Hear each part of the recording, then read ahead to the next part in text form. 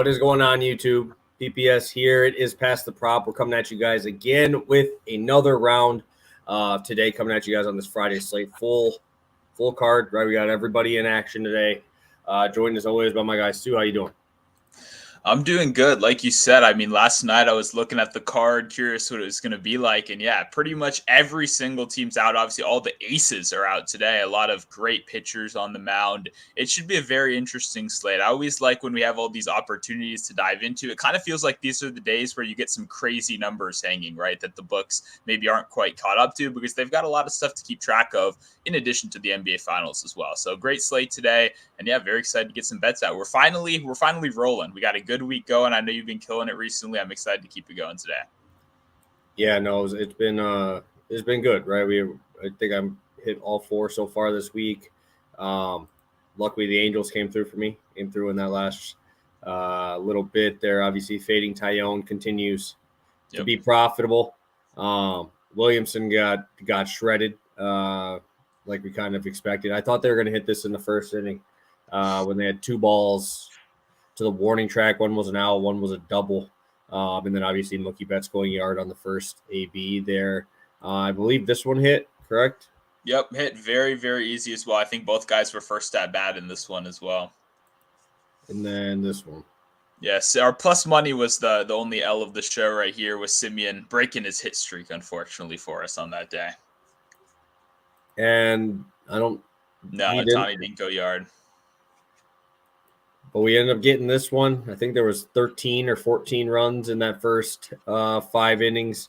Yeah, pretty good DFS today for me as well that day, just because I pretty much full stacked this full game. So it was good to me. Only thing was I didn't have Will Smith, which kind of sucked. But I did have Stevenson, so he did go yard as well. So it was a good day. And obviously we're hoping this week continues with how well we've been doing, and hopefully can go for a full week sweep, right? Full 6-0 on the week. So hopefully that can come through for us. Alrighty, just looking at the slate, just pulling it up on my phone here as well. Just kind of letting people trickle in here. We got a couple of you guys in here already. Love to see it. I gotta get my tweet out there. Stu, I'll kick it over to you here. Game of the night for you. What do we got? I know we have a lot of games to choose from. Let's see where are you going? Yeah, I mean, I don't want to be that guy. Like, there's such an obviously better game than every other game today. Like, it's Ohtani versus Castillo. That's the game of the night. That's the primetime game. That's the two aces squaring off. We got the MVP winner, or at least that's what the odds are saying in that game. I mean, that's the game of the night for me. It's NBA, so I won't have as much baseball on today, but that one will definitely be making a big screen for me. Yeah, no, I think that definitely would be your top option. I don't really know where I would like to go. I have a few games that I do like, but it's just like it's not nothing's really truly, jumping out at me. The only one I kind of like, I'm curious how the Houston-Cleveland game will go. I'm really curious on how that game's going to go. There's so many different ways it can go with the Guardians actually deciding they can hit yesterday. Just came out and destroyed. Logan Allen has been phenomenal, but he's facing the Astros. Christian Javier facing the team that strikes out the least in the MLB. Like, how does this go? How are we going to see Christian Javier become a fly ball pitcher now for today's game, or is he just going to get absolutely lit up because Jose Ramirez goes yard 3 times last night? So it's like there's a lot in that game. I like that one from my perspective of not knowing what's going to happen. I think that one has the widest variability there, but I also don't mind that Giants game against the Cubs. I think that's going to be a fun one just because, again, we've seen DeSclafani get lit up. We've seen Stroman get lit up, but they're both in San Francisco as ground ball pitchers, right? So you could definitely see it going both ways there. I kind of like that game, thinking that might be a sneaky under game for me to want to attack. Yeah, I mean, can somebody revive the Cubs offense? I mean, what's going on over there? Happ has been absolutely miserable recently. I know Bellinger out the lineup. Like, oh, those young guys, Morel gave them that boost for a couple weeks, but it's just been nothing for a little while over there. I don't know. The Cubs were kind of frequent in my hit parlays. Dansby was getting it done early in the year, but that offense has been letting me down recently. So I don't mind if you're thinking under, but yeah, I don't know if I'll be trusting any Cubs with overs anytime soon, at least. Yeah, it's gonna be an ugly game for sure, and I think that's what I actually kind of like to bet on. Right, those are the types of those long shots are some of the ones that I do like. To kind of do those alt lines like we've been doing before. So I think we can have a good shot there. Yeah, I mean, I was not expecting the Cubs to start out the way they started out the year really well, but regression in a 162 game season, man, it's a crazy thing. So I definitely think we could see that just bounce back and forth because Morel, I mean, dude, he is still striking out 40+% of the time. Like it's honestly pretty crazy how much he swings and misses. Yeah, no, it was always kind of clear that run was going to end after a little bit, but it was fun. It was fun to go along for the ride. When a guy just hits a home run like once a day for a week and a half, like I'll support that anytime. But yeah, it was clearly unsustainable right there. Yeah, no, for sure. And I think that's, like I said, these are the types of, shitty runs that you want to jump on these guys while they're like that. Because hitting is contagious. You see it when these teams put up 14, 15 runs. We've seen the Rangers put up 20 and or 15 in back-to-back games. Like, right, that's what we're kind of looking for here. So I do really like probably targeting that game. Not sure how I'm going to do it yet, but I think that might be a game I want to go to for some spots there. So we got about 15 of you guys in here, about 7 minutes in. I'll keep letting you guys trickle in here. But yeah, I know we have holy shit, so many games. I'm looking back through. It's like holy crap. I guess while we're waiting here, while we're getting some more people in here, what is you got a dog on today's slate? Is there a team with a outside of the Nationals because they're about to get fucking lit the fuck up today? Let's see. For me, Marlins would be one I'm looking at. I know a lot of people maybe not. I don't think it's going to be popular whatsoever. So I'd actually let the line kind of go. Cease obviously has that name value, but the splits are a little bit worse recently, and I've been impressed. First of all, Cease is boomer bust, right? So if you get the A stuff, I don't believe in the Marlins no matter what. You know what I mean? But if you get the Cease that walks 4 or 5 guys, they are one of the more disciplined teams in the league. They have one of the hottest leadoff hitters at the top of the lineup. And guess what? They've got a young pitcher who's throwing gas so far this year. I love Yuri Perez. It's been very fun to watch. So for me, that's definitely a dog I'm going to be looking at. But I'm not in a rush to bet it. I'm going to let that simmer over the course of the day and hopefully even get a better number. I honestly think that the Miami ends up being the favorite by first pitch. This line is moving more and more towards that. I think they're only plus 105, plus 110 right now. So, yeah, I don't expect them to be dogs at first pitch because I saw yesterday they started out at like plus 120, and that money just keeps coming in. I expect them to. I mean, you look at Yuri Perez's numbers. Why would you want to get away from that, right? So, yeah, I think if I had to go a dog, there's not really many huge ones that I like, but I honestly, and this is probably one of my hotter takes, I honestly don't hate the Tigers today. I don't hate them in this matchup. I don't hate them. Tell me why they're plus 130 in this matchup against the Diamondbacks and Merrill Kelly. Please tell me, give me a reasonable reason that that's even close. It should be a plus 160. This is the line. I'm telling you that I've gotten you 3 times on saying that this line is off. Right? So I know you guys want to go over. You guys want to be on that. Telling you, this line is fucked up. It should not be 130. This should be a plus 160. Merrill Kelly's been way too damn good. And I think, what that's going to do? You know what this game reminds me of? It reminds me of when the D-backs had Gallen on the mound and everybody was betting them. And they gave up a walk-off homer because their bullpen blows, right? Mm-hmm. The Tigers' bullpen is not bad, right? And this is that game, I think, that we start to see that plus 130 is not supposed to be there. And that bullpen, I think, is going to blow it again today. So I'm telling you, this is where I'm going. This is exactly it feels right. It feels right. And I mean, I'm not going to, like I said, the Marlins are going to end up being a favorite by first pitch, in my opinion. Yeah, I see it's plus 110. That's why I just checked it now. It's 120. You're right. I have not been following the money line movement, so that is interesting to see. It's moving the opposite way that I'd expect. But for yours, yeah. I mean, I like the Diamondbacks, but you're right. You keep being right on these. It's really annoying because I feel like it's quite simple, right? You just look at the line and you look at like what's the most obvious that people like me, who I'm a player prop guy, right? I don't spend all day betting money lines, are thinking, oh, the Diamondbacks are obviously going to take care of business, and then it's always that sketchy kind of line that ends up biting you in the ass at the end of the day. So I like the Diamondbacks today. I was looking at the first 5 more specifically, but it's one of those that you get a little bit scared away with the chalk. And I don't know. I see our guy Han is saying he might just take the over in the game. I don't know, man.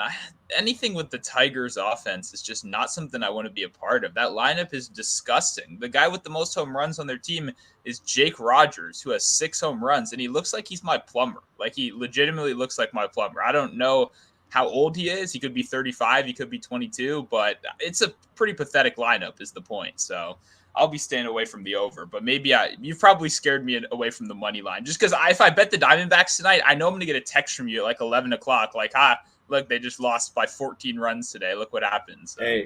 Hey, those texts feel better and better every time I do them. So, and it won't be 11. I think it's like the earliest game, isn't it? Yeah, it probably. Yeah, you're right. It's 6 o'clock. Yeah, 6 o'clock my time. Let's take a look at the chat. We got a lot of people in here dropping some knowledge in there. How about that Mets lineup last night? Braves money line hit. That's hopefully you live bet that one, man. The Mets are fucking brutal. So yeah, they're obviously terrible. Won me money with the 2-run promo where you obviously used get up by 2 or whatever. Dude, I'm telling you, I think the way to bet now is just literally, I've done this like 8 times and it's been close a lot, right? I've been taking the no win for the Rockies pitcher no matter what when they're at home. Mm-hmm. And bro, this is 3 times now. 3 times they've had an opportunity to beat me and they blow it in the 8th or 9th inning. Their bullpen is fucking bad. Pierce Johnson, don't know how he's going to still be there. Once Daniel Bard moves back into the closer role, maybe I take a step off. But, bro, until their manager decides, hey, we're going to actually use him again, it's obviously coming off the injury list, that's like a fucking throw-in play now all the time because this has happened so often. And like I said, I've gotten nervous 3 times because they're winning 7th inning. They're up 3. And it's just, boom, quick, easy. And obviously we ended up cashing out last night with Chase Anderson, who went 5 1/3, gave up 3 runs. They were winning at the time he left. And then I got nervous. It was the 9th inning, and then Johnson just absolutely shit the bed. And then obviously Camilo Doval is a fucking beast. But yeah, that was fun. Yeah, I can't hate on that at all. I mean, hey, and it's Coors, like you said, anything could happen. It's never dead. Like your bet is, even if it's 8, 9, and 1 coming up in the last inning, you got life right there. So I like that a lot. Yeah, dude, I don't hate this. It's just I saw their lineup last night against Wheeler, right? They were batting Nick Maton with a $152 average as their DH, right? That is disgusting, right? Usually your DH is good, and actually hits, right? That's like their only job, right? So just I thought I'd give a shout out because I had Wheeler strikeouts yesterday and like one of those long shot parlays that you just fucking throw together for fun, and I'm like, oh man. And he mowed down like 5 of 6 in the first 2 innings with Ks, and then didn't strike out many. He only ended up with 8, but had like a 1-hitter. So we will agree to disagree on that Twins bet there, Ahan. We'll talk here in a second. Let's kick it over to you, Stu, to start us off here, and I will kick it over on this one. Sounds good. We'll go right into the hit parlay right here. Wander Franco and Matt McLean to both record a hit. We'll start out with Wander right here, who's obviously a little bit more popular today, but that is for pretty obvious reasons. Absolutely crushes lefties so far this year and is great at home. So you kind of get the good combination, hitting over 300 in both those categories, hitting over 300 on the season. Additionally, he's coming in hot with that 11-game hit streak right now. I like Franco. I said this a lot. I like exposure to this Rays lineup pretty much as often as possible, right? But Randy Rosarena, a guy that's been struggling a little bit more recently, and I like Franco at the top of that lineup right there. I like the consistency that we get, and what I really like is the matchup. I obviously mentioned that he's a lefty. Heaney's throwing 60+% four-seam fastball. Franco hitting well over 300. XBA over 600 slugging against that pitch. If you're going to give me a 60% lefty fastball against Wander Franco and you're giving me a reasonable price for the hit parlay, I'll take it. I'll take it 10 out of 10 times. 11-game hit streak, like I said, I think we turn that into 12. As for Matt McClain, I know he's your guy, but he's been super good to me this year. It's just that real cheap end to the hit parlay. You get him at plus money a lot of these times. Since Franco's a little bit more popular today, he's a little bit more juiced up, but I still like him. Matt McClain is only, minus 215 to get a hit today over on DraftKings right now. And I just think that's a solid parlay piece considering the guy's hitting 354. The biggest problem when he got called up to the majors was the strikeouts. But when you look at over the last 20 games, that K rate is down to 20%. He's still striking out some, but it was at like 36%, for those first 10 games or whatever. So it's good to see the consistency. He has a hit in 14 of his last 16 games. But what I really like, he has a multi-hit in 4 of his last 5 games. This team's got some energy to it. Obviously, they called up the young guys. They're kind of running free. A lot of power right now, a lot of extra base hits. I know the weather, ballpark conditions are pushing a little bit away from extra base hits. I was even considering that here, maybe, hits, runs, RBIs. But I do like the hit right here. Very consistent. I think he keeps it going. And I'm going to keep playing him. He's going to keep being mispriced like this. So minus 103, 2 very consistent guys. I like the matchup a lot. Yeah, I don't mind it. Leads right into mine as well. I'll be on the Rays first 5 run line. I know a lot of people want to bet the Rangers, and I don't hate you for doing it. Right? They're fantastic.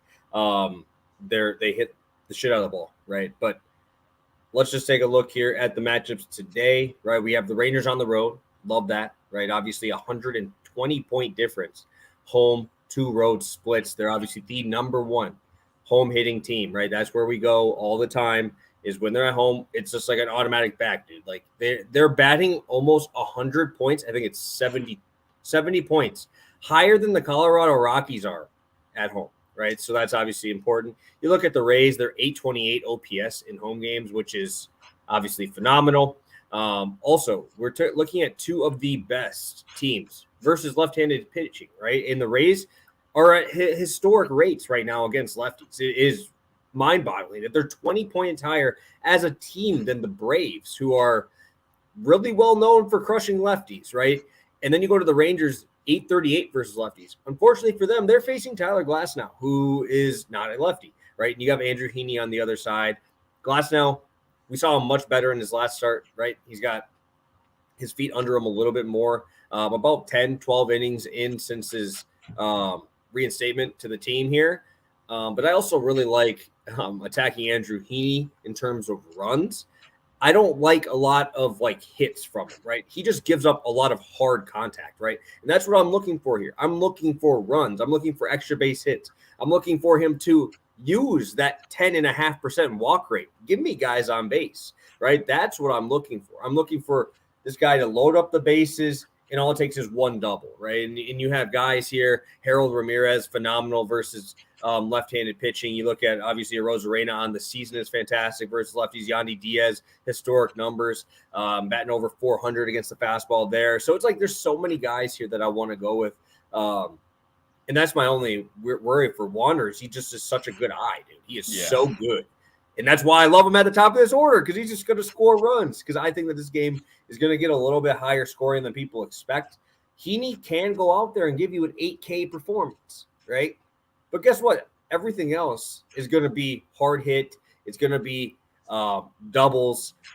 His strikeout rate is definitely down this year. Last year, 36%. This year so far, 25% with a 4.25 expected ERA. I'm a little bit concerned for Heaney today in a matchup here that I really wouldn't wish upon anybody as a left-handed pitcher. So I think Glasnow gives us, 5 innings, because you're not going to see him go much further than that. That's why I'm only taking first 5. Rays bullpen now, I guess, just sucks. They blow leads now. I was not expecting that with how good they've been in years past, but really like this first 5 look.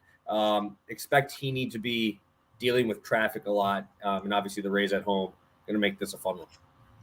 Yeah, no, I like this spot right here. I do like too, obviously the starting pitcher mismatch you get a little bit. I was curious what your take on this game was going to be. I was going to ask you about it if it wasn't brought up in the bets, because obviously the two best records, right? I kind of talked about the Ohtani stuff earlier, but I think this was the other game that I might have expected you to bring up a little bit earlier today. So I'm glad we're on the same side. I've been a big fan of this Rays offense at home with you as well. It's just such a deep start to the order, right? And it's not even the biggest names in the world, but guys that are consistently getting the job done, especially against lefties. So I'm going to be joining you right here. I'm going to be supporting the Rays. And plus, I like Glasnow. Absolutely nasty stuff. You can't play this on regular books, but if you're a prize picks kind of degen like me, you can play his, his strikeouts through like the first 3 innings or stuff like that as well. I get a little bit worried as the game gets later on and you get worried with pitch counts concerns, but I do like him, for that first time through the order to get some Ks as well today. Yeah, dude, it's just that's the only thing that scares me off on these hit parlays, because I've been looking at a lot of them from this Rays team, because I've been wanting to try to play some. I'm just nervous, bro, that if he gets to a 3-ball count, I don't want to fucking throw a pitch down the middle on these guys.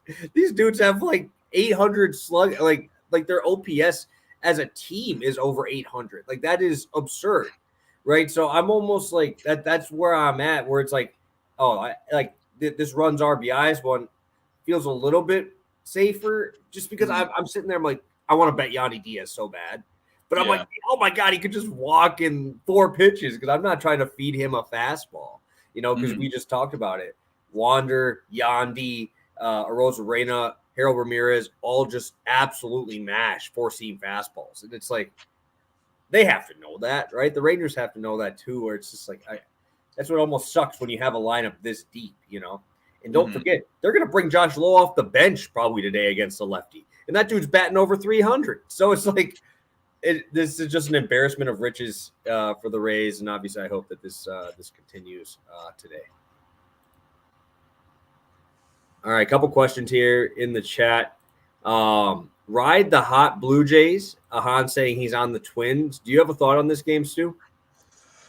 I fucking hate the Twins. That's my fucking thought. So I don't have a bet on this game. I don't have a strong take. Besides, I will never ever be a Twins supporter ever again. So that's what you got from me, from Mahan. I'm sorry. I don't mean to be against you, buddy. I'm a big fan, but I can never be on the Twins side. I don't care. Yeah, I mean, I tell you, every time I bet the Twins, they're terrible. But it's like, again, this kind of feels like a weird line, right? Why is Sonny Gray a dog here in this spot? Yeah. And again, I'm going to be going to I would have to lean Blue Jays, especially at home. But I like Sonny Gray too. I like Sonny Gray. I like Sonny Gray's good. He's kind of the dependable guy on the team. But Kikuchi, I don't know. Kikuchi, you're the Kikuchi expert at this point. I feel like you bet him to have strikeouts, and he just has a phenomenal game and K's nobody that game. So if you like his strikeouts, then he's going 7 full this game. But we'll see. Yeah, we'll see. I'll be talking about him very shortly for my next play today. So, Stu, take it away for your second one. Sounds good. I'm going over against my own Washington Nationals right here. We're going Ozzie Albies over 1.5 hits, plus runs, plus RBIs, minus 120 for half a unit right here. I saw some people talk about the Franco hits, runs, RBIs. I do like this market a lot. It's just pricing is what it comes down to, right? I don't want to pay the minus 190 for Franco. Then I got to put a parlay together. Then I got to find another leg. It just complicates things. I think Albies is actually being pretty mispriced at minus 120, given how absolutely strong this lineup is. I know Josiah Gray is kind of the Nationals pitcher everyone does like to back. I haven't been quite as impressed over his last couple outings, to be completely honest. And I kind of went back. I wanted to look at the whiff rate, stuff like that. The curveball and slider are performing quite as well as maybe I expected, especially if you look at the data set for just the second half of last year, when, at least in my opinion, he finally switched over to throwing the slider as his number one pitch rather than anything else and kind of committing to that. I've been a little bit disappointed. So, I mean, Josiah Gray's been good. I don't want to take anything away from him. I'm just saying the public perception perception is maybe that he's the Washington's ace and he's absolutely phenomenal. But hey, I'm liking Gore just as much as I'm liking Gray right now. But all the point of that is I'm not super scared of this matchup, maybe as other people will be, especially Albies 4 for 9 with a good history against him with a home run. When you dive a little bit deeper, Albies does hit the four-seamer and the curveball both very well, 330 and 290 averages against those pitches. Those are the number 2 pitches he's going to be seeing. And overall, I like the hits, runs, RBIs when I like the full team, right? When I have a very scary lineup. And obviously the Braves are hot right now. They had a very interesting series, some comebacks, some exciting games. They've scored like 8 runs in their last 5 games. So this is a team that's moving right now. All the pieces are turning. If you want to walk Albies, that's fun. If you want to walk anybody in this lineup, that's fun because you're going to have another brutal guy behind him, right? Ozuna is an absolute Washington killer, always has been. Even Michael Harris at the bottom of that lineup is always doing good against us. So it's just a scary lineup. It's a good team. I think Atlanta's going to have a lot of success. They're hitting well right now. Albies has some good splits against Gray. And I think he keeps it going today. I think this is just mispriced considering everyone else in this team is like 2.5. Yeah, I think the only reason he can is that you've been seeing him in the 7 hole. I think that's the only reason you could possibly give for giving this line at what it is. And maybe coming off of a high of last night of hitting the walk-off, right? Mm-hmm. Sometimes you have that little, kind of hangover next game. But, I mean, splits are splits, man. And, numbers against a certain guy that you're seeing, probably 3 times a year, those mean just as much. So I don't hate this at all. I feel like the Braves have to be in a lot of people's plays for today. Especially not even with just Josiah Gray, but with the bullpen as well, right? Because I think the numbers for the bullpen are pretty atrocious versus the Braves as well, especially when you have like Corbin going 2 innings in a couple of those games, right? So they've seen a lot of them, and I expect them to have to cover probably about a lot more than they usually do on Josiah starts because he's been doing a lot better at getting deeper in games. Yeah, you're completely right about that. I mean, Washington, we just cut 2 bullpen guys. Erasmo Ramirez is the most recent. I mean, oh my God. And I was defending them earlier in the year, just to be clear, because I do think that 7, 8, 9, if you can get there, is good enough, right? It's a very solid end of the bullpen. But man, they just can't get him there anymore. It's exactly like you're saying. Starters besides Gray are making it like 2 innings. So all these trash cans have to, it's brutal right now. Washington bullpen is a mess, and I just wanted to get that out there because I was defending them a little bit earlier this year, and I do still. I remember. I still like that Finnegan at the end. I still like Hunter Harvey's going to be a closer in this league. I'm 100% positive. Very good 8th inning guy at the end. Carl Edwards is okay in the 7th. I don't like Carl Edwards because he walks the first batter of every inning, no matter who he's facing. But the point is, I don't mind the 7, 8, 9. It's just every single other guy to get him there has been brutal this year. Perfect. I will be talking about my boy Kikuchi here. I'm going to Yuri Perez and Kikuchi as my combo here. I had to get a plus money play in here. And I liked Kikuchi 6Ks on its own, but we don't play minus 140s. We don't play, I think this is minus 143. Just how disgusting would that be to be on a show, right? Be coming up here and telling you to take a minus 140. Like, no shit, you could do that on your own, right? So we're going to combo it with something. And I'm going to be going with Kikuchi and Yuri Perez. Kikuchi and Heaney, right? They're the same type of pitcher, right? Their strikeout rate, mid-high 20s, but barrel rates in the double digits, obviously 12.5% for Kikuchi this year. Not ideal, but what we do like is all 4 pitches have a 20+% whiff rate.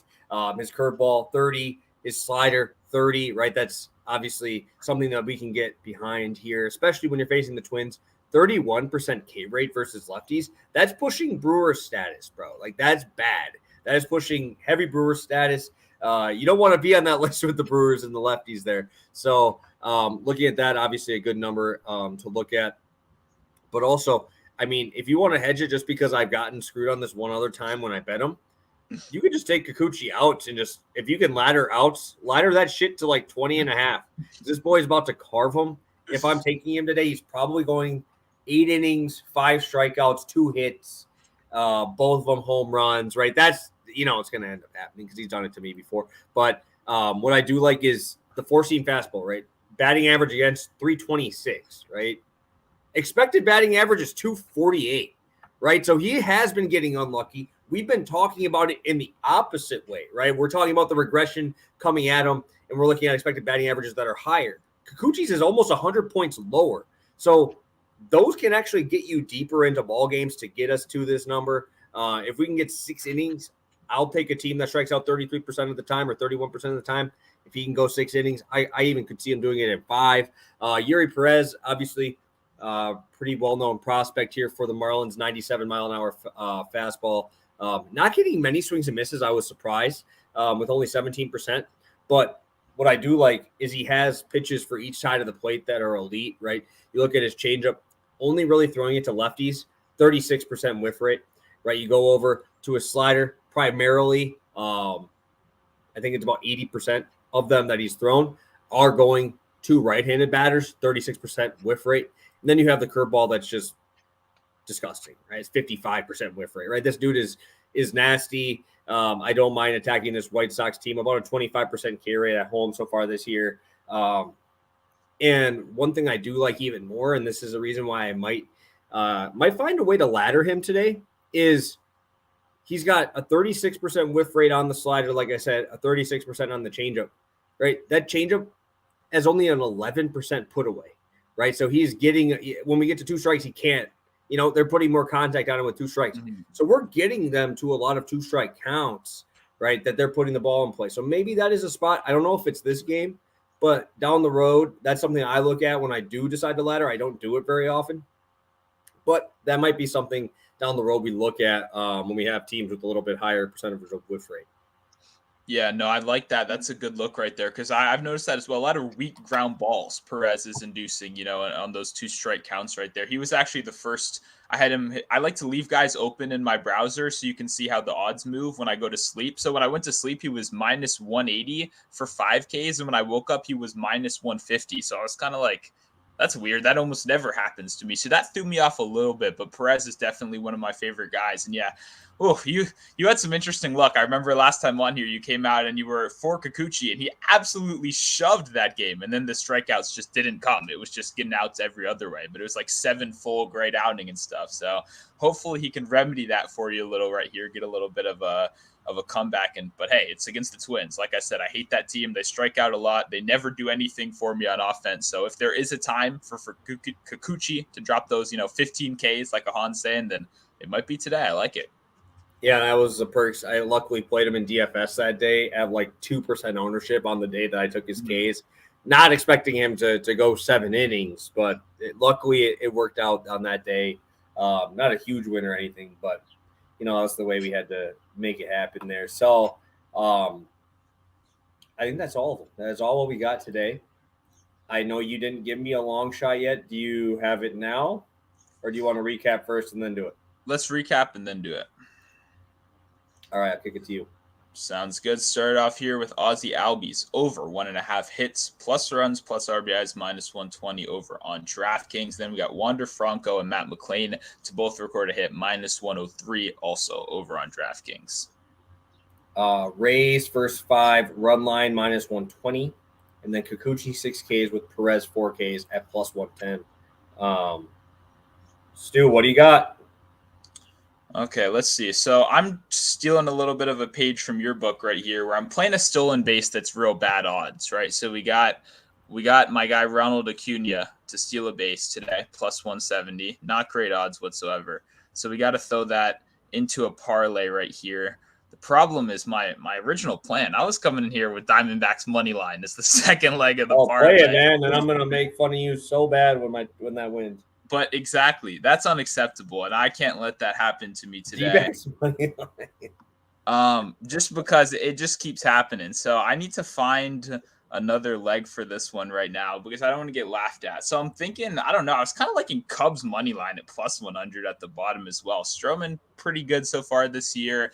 I think that's what I'm going to go with. I like that they're both plus 100. That gets us up to 505 right now. Or sorry, 495. 495. All right, so let me post that out here. Bet360. Of course, it is that is 50 points higher than my original. So now we have to. That's what you get. See, if you didn't hate on the Diamondbacks. It's all right. It's all right. I already had it planned out. I had a feeling it was going to be higher. So I actually switched it because I thought I would be different. But from my original, you would have been 50 points higher. Yeah, I'm excited here to drop a long shot. Let's get this because I've been on a little weird tear here on just doing these weird ass plays. So let's go here. My long shot today is gonna be another alternate line first five for both games. I'm gonna be taking the Braves first five over 7.5, which on its own is plus 200, plus 195. Cubs first five under 2.5, plus 230. I was going to play 9.5 in the Braves game, but give me a little bit less. And I like that Cubs game under. I like that first five under. I like it before we get to the bullpens there with obviously Stroman and DeSclafani, both pretty heavy ground ball guys, both guys over 55%, knowing what they need to do to get guys out in this league. So I expect a lot of balls on the ground. Even with the fly balls, though, you have San Francisco there to obviously negate it, obviously right on the water. Tough to hit home runs. Scuffling Cubs team flying in as well, right? So could see that. You just had the Giants playing at altitude. So now you're going to back home. Yes, it's a home game for you, but you did just play a 4-game set in altitude, which I think I've been trying to figure out the data on that. I haven't gotten a ton. It's just been this year on those first games out when you leave. And it's been pretty good to the under, or at least the couple games that I bet on to the under there. So I do really like this one. And I think that 9-1 is a pretty ridiculous price tag on that spot. Yeah, no, I mean, you've been doing real good with these. I can't hate it all, honestly. And I do really like the Braves one, the over total. I talked about that earlier, especially I do think my Nats can provide a little bit of offense as well against an unknown in that one. And then, yeah, we're on the same page on the Cubs side with Stroman. I mean, and hey, I like the course hangover, I believe is what people like to call it too, right there with getting away from that. So I like this look, and I might solo ladder the Braves Nats one up a little bit too as well, just to get a little extra action, because I know you called that on the last one actually, and it ended up going the full ladder as well. So I like it. All right, Ahan's bringing up the daily K leader. I'm pulling it up right now to take a look. Honestly, the two that really caught my eye today were Dylan Cease and Tyler Wells. Those were the two that caught my eye. I think Cease in particular at 14-1. We've seen it already, right? We've already seen his ability to K these guys. Yeah. Obviously, outside of what Arias, every single one of these dudes is going to be swinging for the fence when you're outside of Miami Park, right? So you're like attacking them, right? I love Tyler Wells as well. I love his stuff. The Orioles pitching rotation has done a phenomenal job at working up in the zone too.